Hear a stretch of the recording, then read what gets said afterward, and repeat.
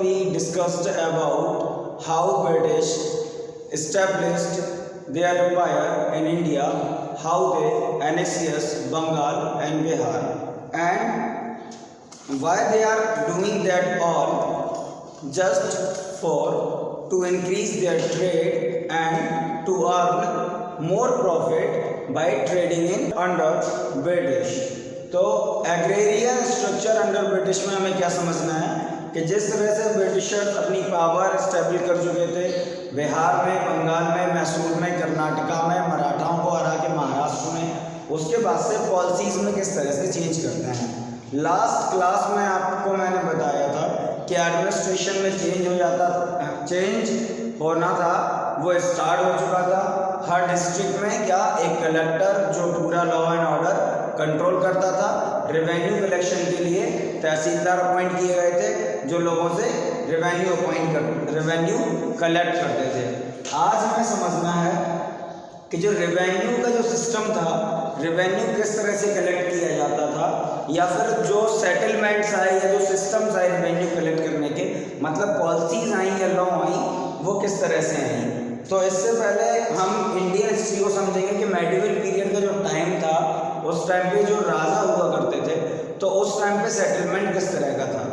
उस टाइम पे एक सीधी सा काम था कि जो भी फार्मर्स होते थे या पीजेंट होते थे, वो जो भी अपना अर्न करते थे या जो भी फार्मिंग से निकालते थे, तो उसका एक छोटा पार्ट राजा को एज अ रेवेन्यू दिया करते थे। अच्छा, अब कभी कंडीशन ड्रॉट की या फिर फ्लूड की आ जाती थी, तो राजा क्या करते थे, उन पर काइंड होके उनसे रेवेन्यू छोड़ दिया करते थे। मतलब at the case of drought and flood the revenue was not collected by the king. लेकिन होता क्या है, अभी तक इस टाइम तक जो ऑन पेपर वर्क नहीं था, मतलब कोई भी चीज़ की कोई भी राइटिंग स्क्रिप्टेड नहीं थी। तो शेरशाह सूरी इसके बारे में हमने पढ़ा होगा क्लास 7 में। उसके टाइम पे क्या होता है, एक पट्टा सेटलमेंट स्टार्ट होता है। ये आप लोगों ने गांव में नाम सुना होगा, पट्टा। पट्टे का मतलब होता था किसी इंसान के नाम जमीन कर देना या किसी इंसान की जमीन हो जाना और ये चीज ऑन पेपर हो जाना, तो ये पट्टा सिस्टम था। उसके बाद जब बैटल ऑफ बक्सर हारे और बैटल ऑफ प्लासी हारे, तो क्या हुआ, बंगाल और बिहार में ब्रिटिशर्स की पावर स्टार्ट हो गई और उन्होंने क्या हुआ, रेवेन्यू डायरेक्टली कलेक्ट करना स्टार्ट कर दिया।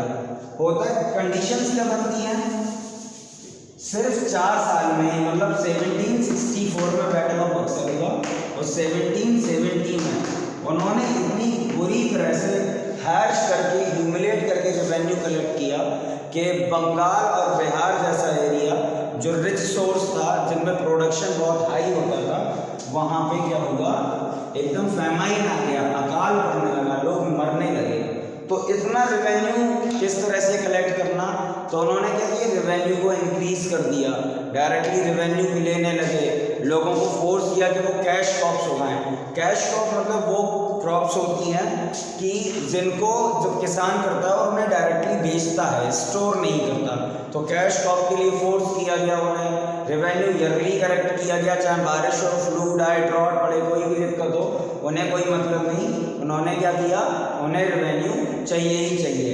साथ में एक चीज़ और थी कि उन्होंने कॉमर्शियल फार्मिंग के लिए फार्मर्स को या पीजेंट्स को फोर्स करना स्टार्ट कर दिया। कॉमर्शियल फार्मिंग मतलब जैसे अफीम की खेती, नील की खेती, तो आपने पढ़े भी है रिवॉल्यूशन जो नील की खेती के अगेंस्ट में हुआ था चंपारण में, गांधी जी ने किया था। कई बार हम जीके क्वेश्चन में समझते हैं।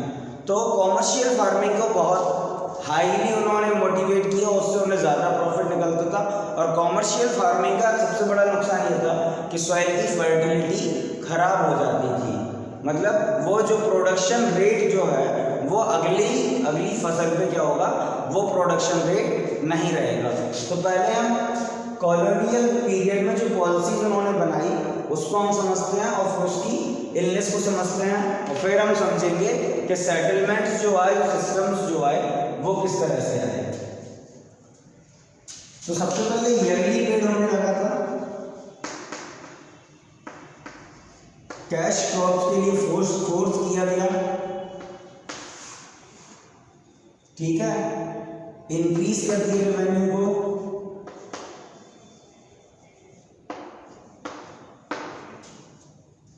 कलेक्ट करने के लिए तहसीलदार आए,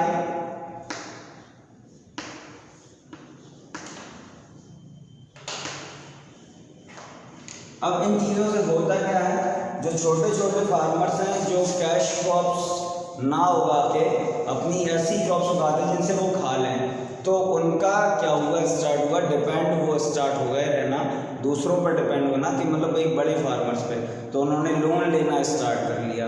अब जब लोन लेगा आदमी तो कर्जा कर्जा कर्जा होता जाएगा, तो इस तरह से आदमी का क्या हुआ, स्टैंडर्ड नीचे गिरने लगा। ब्रिटिशर्स ने एक चीज़ और की थी, जैसे आपको पता है, आपने कई बार सुना भी है कि क्या होता है, ब्रिटिशर्स हमसे जो भी खरीदते थे वो बहुत लो कॉस्ट में खरीदते थे और फिर ब्रिटेन ले जाकर उनकी मैन्युफैक्चरिंग कराकर बहुत हाई कॉस्ट में बेचते थे, तो उन्हें बहुत ज़्यादा प्रॉफिट होता था।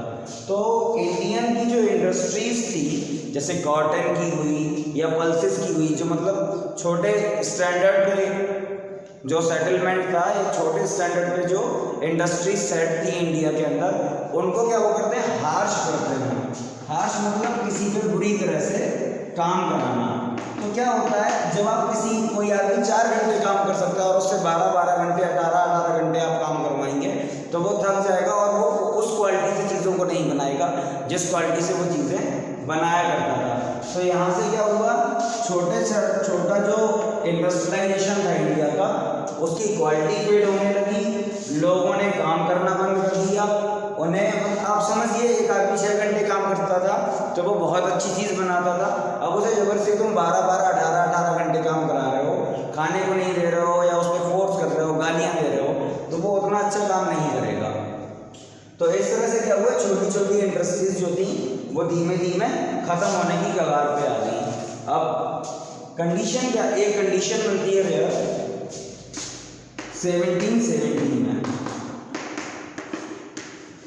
बिल्कुल अकाल पड़ता है बंगाल के एरिया में, लोग भुखमरी पे, बहुत सारे लोग जो छोटे छोटे फार्मर्स हैं वो गांव छोड़ देते हैं अपने, ठीक है, लोग मरते हैं और बहुत सारे लोग मरते हैं, मतलब एक बहुत बुरी कंडीशन, खाने को नहीं है लोगों के पास, तो उस कंडीशन में बहुत ज़्यादा परेशानियां होती हैं।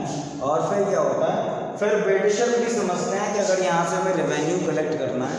अब आप एक बात इसको समझिए, जब लोग होंगे तभी तो आप रेवेन्यू कलेक्ट कर पाएंगे, जब लोग ही नहीं होंगे, लोग मर जाएंगे, तो आप मारेंगे किसे या किसको परेशान करके आप रेवेन्यू कलेक्ट करेंगे, तो आप रेवेन्यू कलेक्ट कर ही नहीं पाएंगे। तो फिर वो 1770 के बाद समझते हैं कि क्या है, ये रेवेन्यू का सिस्टम चेंज करना पड़ेगा।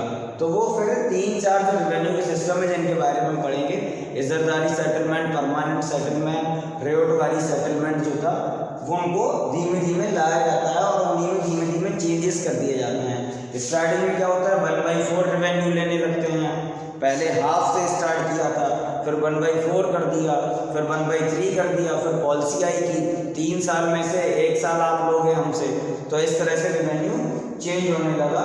लेकिन कॉमर्शियल जो क्रॉप्स थी उन पर उन्होंने बहुत ज़्यादा फोर्स किया इंडियंस को कॉमर्शियल क्रॉप्स उगाने के लिए, और कॉमर्शियल क्रॉप्स का सबसे ज़्यादा नुकसान यही था कि इंसान का शरीर खराब होता था, क्योंकि जब भी आप नील की खेती के बारे में समझेंगे तो मतलब नील की खेती के बाद एक टब में 1 या 2 इंसान को खड़े रह के नील को सुखाना पड़ता था, उसे वैसे वो नहीं होता, शेक करते हैं, घुमाते हैं, उस तरह से करना पड़ता था। तो उसमें एक इंसान का शरीर खराब हो रहा है, साथ के साथ जो खेत हैं उनकी सॉइल की फर्टिलिटी खराब हो रही है, तो अगली क्रॉप उगाने के लिए वो उतनी क्या है, फर्टाइल ही नहीं रह जाती है, तो उसका प्रोडक्शन रेट गिर जाता है।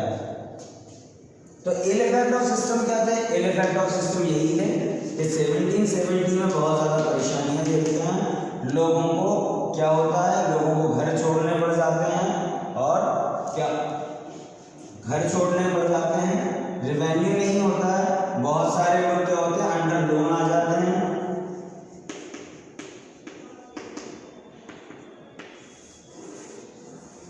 अंडर लोन आ जाते हैं। तो अब इसके बाद हम क्या, इज़्ज़तदारी सेटलमेंट हमें समझना है और रेवटवारी सेटलमेंट समझना है।